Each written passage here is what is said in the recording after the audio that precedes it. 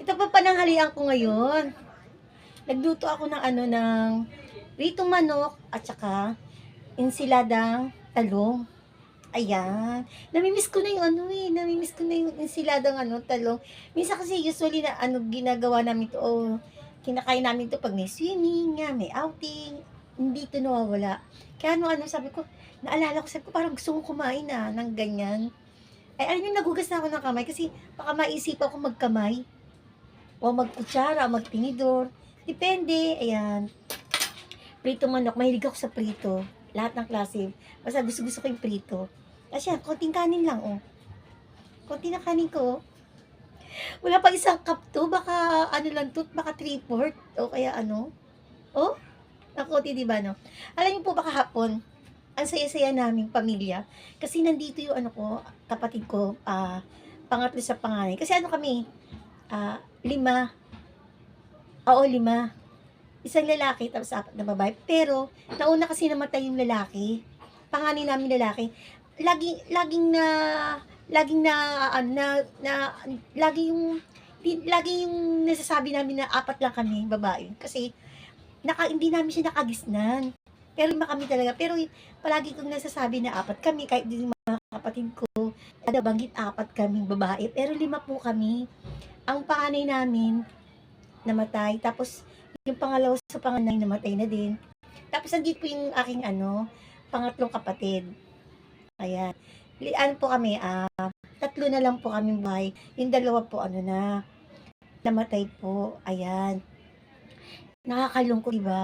Ayan, nandito kahapon yung aking, kapatid na, pangatlo pa si nanay. Lahat sila, isa ka na sila. Isang kotse sila nagkasi sila sa kotse, ayan. Tapos, kaya kahapon, gabi na ako nakapag-upload. Kasi nga, puro kami kwentuhan. Tapos hindi ko namamalayan to si nanay. Kasi di ba 80 na siya, 84. Iba-iba na yung niya, iba-iba na yung isip niya, kilos niya. Pumunta doon sa halaman ko.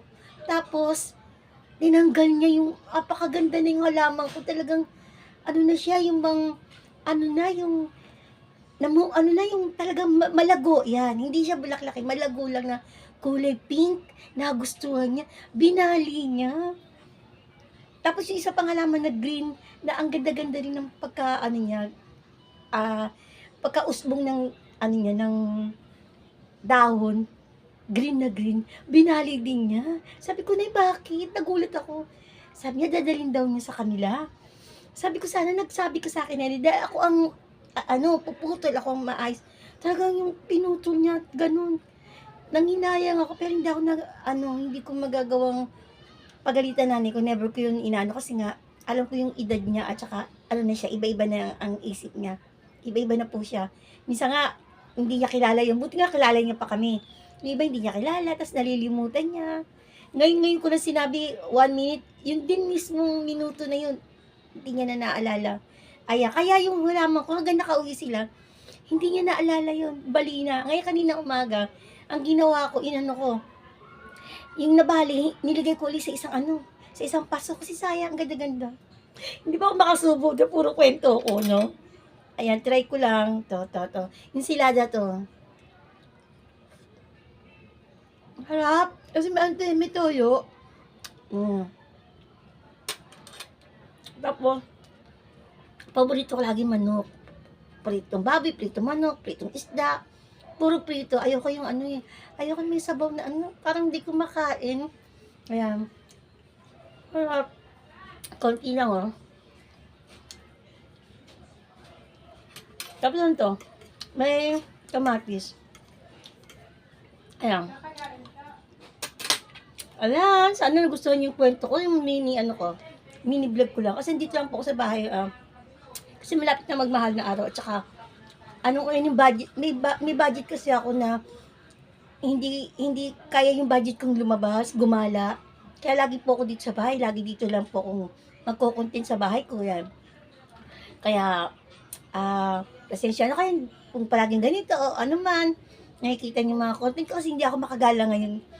Pero gusto ko talagang gumala. Ayan, Be happy and be kind. God bless everyone.